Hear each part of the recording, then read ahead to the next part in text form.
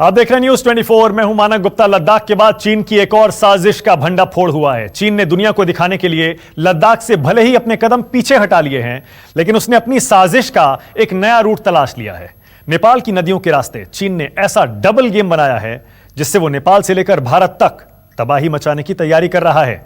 नेपाल की बड़ी नदियों पर कब्जा करके चीन ने पहले तो वहां हाइड्रो पावर प्रोजेक्ट बनाए, अब उन्हीं नदियों के उफान मारते पानी का रुख भारत की ओर मोड़ दिया है।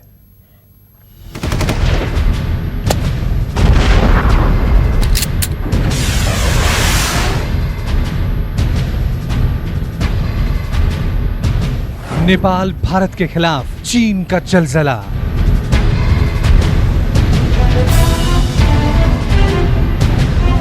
भारत के खिलाफ हिमालय के रास्ते नई साजिश।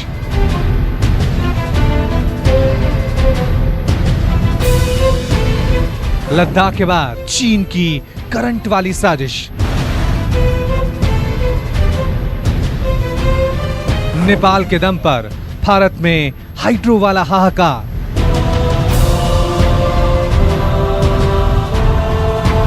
नेपाल को शमशान बनाने वाला चीनी प्रोजेक्ट।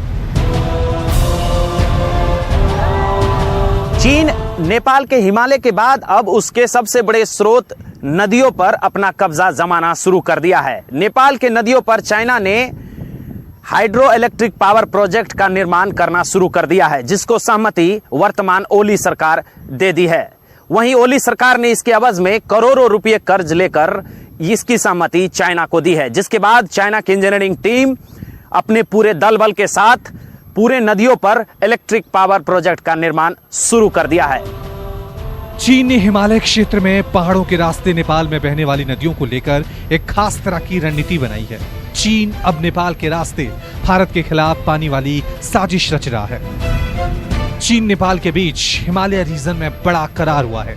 नेपाल की 5 मुख्य नदियों पर हाइड्रो इलेक्ट्रिक प्रोजेक्ट बनेंगे। नेपाल की नदियों पर चीन हाइड्रो इलेक्ट्रिक प्रोजेक्ट तैयार करेगा।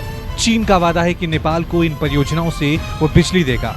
त्रिशूली, कमला, दूध कोसी, भोटे कोसी पर बिजली प्रोजेक्ट बनेंगे। त्रिशूली 3A पन बिजली परियोजना 2019 से शुरू हो चुकी है। बाकी नदियों पर भी चीन अपने हिसाब से परियोजना बना रहा है। 可是我是在尼泊尔已经有10年了，可是我是从这个项目的开工到现在呢，一直在坚守在这个国家。现在的这个项目呢，这个已经就要发电，可以说这种清洁能源，这个为尼泊尔这个国家的这个经济的发展可以做出贡献，我是非常欣慰也很骄傲。这个项目呢是中国政府和尼泊尔政府的第一个优惠贷款项目。 नेपाल में चीन की जिन नदियों पर बिजली परियोजनाएं चल रही हैं, वो नेपाल चीन बॉर्डर पर सिंधु पलचौक इलाका है। नेपाल सरकार को इस बात की खबर ही नहीं कि चीन सिंधु पलचौक को नक्शे में अपना इलाका दिखा रहा है। बहरहाल नेपाल सरकार ने विरोध नहीं किया, इसलिए चीन ने नेपाल के सिंधु पलचौक के आसपास वाले गांव में भी अतिक्रमण शुरू कर दिया है। इसे लेकर कई बार स्थानीय नेपाली लोगों का चीनी लेबर्स के साथ टकराव भी हो चुका है। जो पानी छोड़ा जाता है वो तब छोड़ा जाता है जब काफ़ी ज़्यादा सप्लाई हो जाता है। जब ज़रूरत होती है पानी की तो वो नहीं छोड़ते हैं, लेकिन जब ज़रूरत नहीं होता है और जब मानसून का सीज़न होता है, बस वो डैम में काफ़ी ज़्यादा पानी होता है, तब वो नेपाल छोड़ता है और फिर बिहार में फ्लड होता है। तो ये सारी समस्याएं हैं, इसको ध्यान में रखते हुए नेपाल को अच्छी वार्तालाप करके उनको एक समझौते से एक निगोशिएट करके उनको इस इशू को सॉल्व करना पड़ेगा। नहीं तो जो अगर तनाव की जो स्थिति आ रही है तो नेपाल में भी मुश्किल हो सकती है।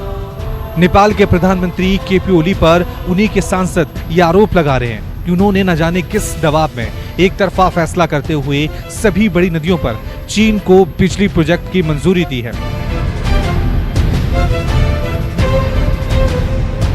दरअसल नेपाल के जिन इलाकों में चीन की बिजली परियोजनाएं चल रही हैं, उसके पीछे नेपाल और भारत दोनों के खिलाफ तबाही का मंसूबा छिपा है। 2018 से नेपाल की नदियों पर चीनी बिजली प्रोजेक्ट चल रहे हैं। पहले नदियों का बहाव नेपाल में सिंचाई के उद्देश्यों से होता था। नेपाल बचे हुए पानी को भारत में प्रवेश करवा देता था, लेकिन अब नेपाल की उफनती नदियों पर चीन का कब्जा है। चीन ने मुख्य नेपाली नदियों का बहाव भारत की ओर कर दिया है। नेपाली नदियों का बहाव भारत की कमला और कोसी में कर दिया है। जुलाई से सितंबर तक नेपाली नदियां उफान पर रहती हैं। ऐसे में नेपाली नदियों से बिहार में भयंकर बाढ़ का खतरा है। नेपाल की नदियों पर कब्जा कर चुके चीन की साजिशें सबसे पहले नेपाल में ही नजर आ रही हैं। चीनी बिजली परियोजनाओं से बारिश के दौरान अपनी मनमर्जी से पानी छोड़ा जा रहा है, जिससे नेपाल के गोरखा, रुसवा और सिंधुपाल जिले में हाइड्रो इलेक्ट्रिक प्रोजेक्ट से सैकड़ों गांव डूबने लगे हैं। उन गांव में रहने वाले हजारों लोग या तो डूबने की कगार पर हैं या पलायन के लिए मजबूर हैं। नेपाल में चीनी प्रोजेक्ट से आई तबाही में अब तक करीब 200 लोगों की मौत हो चुकी है, हजारों लोग लापता हो चुके हैं। जो प्रोजेक्ट चाइना का है बिजली उत्पादन के लिए, उस पर नेपाल सरकार को ध्यान देना चाहिए, क्योंकि आज अगर चाइना कोई प्रोजेक्ट बना रहा है तो उससे नेपाल को फायदा कितना है और नुकसान कितना है। तो इस पर नेपाल सरकार को गौर से विचार करना चाहिए। कहीं ऐसा ना हो कि यहाँ पर चाइना प्रोजेक्ट लगा ले और बाद में जो नेपाल सरकार को बिजली मिले उससे ज्यादा क्षति हो। नेपाल को यह समझना होगा कि उसकी नदियों पर बिजली प्रोजेक्ट तो सिर्फ बहाना है, क्योंकि उसकी नदियों के जरिए चीन भारत में जिस तरह की तबाही मचाना चाहता है, उसका सबसे पहला शिकार खुद नेपाल ही होगा। और रही बात चीन की, तो भारत हर मोर्चे पर उससे निपट लेगा। अब देखना यह होगा कि चीन का यह वाटर हाइड्रो पावर प्रोजेक्ट कितने दिनों में सफल हो पाता है या फिर कड़ी जनता के विरोध इसको बंद करवा पाती है। कैमरा पर्सन आशुतोष दुबे के साथ मैं अभिषेक मिश्रा, न्यूज़ 24 नेपाल। नमस्कार, मैं हूं मानक गुप्ता।